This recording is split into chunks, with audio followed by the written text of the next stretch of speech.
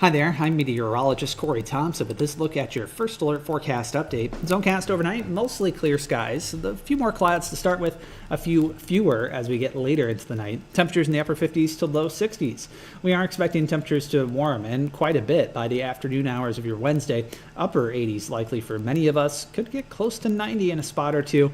We could see a few of those clouds pop up again and maybe an isolated sprinkle. Now, whatever's left of this evening shower activity will be diminishing as we lose that energy from the heating of the day. Later tonight, mostly clear skies for most of us. Start of the day, sunnier, but by the afternoon, more pop-up clouds possible yet again. We'll see the very slim chance of an isolated shower up in our northeast zone, but most of us will stay dry, much like we did on Tuesday. By Wednesday night, a few pop-up clouds still hanging around, and our wind's starting to pick up a little bit too.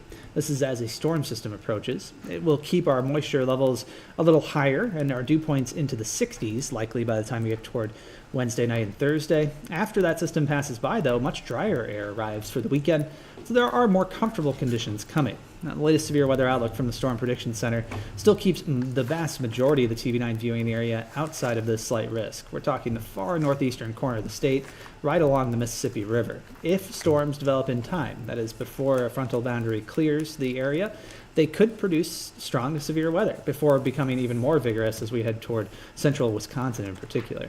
Here we start Wednesday night, 10 o'clock on Pinpoint Futurecast, and later into the night, you noticed a few little isolated showers trying to pop up in portions of eastern Iowa, having a little trouble doing so. Some storms out from eastern Nebraska and western Iowa could make it into parts of the viewing area early in the day, but likely in a weakening phase. Keep an eye out though for those, especially if you have an early commute for your Thursday. Now later in the afternoon, we're warming up. Plenty of sunshine should lead to temperatures well above normal yet again.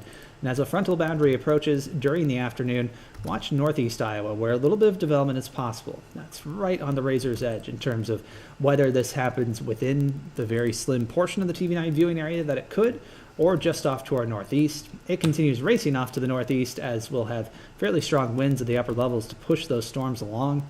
Thursday looks quieter, Friday looks quieter, but certainly staying windy.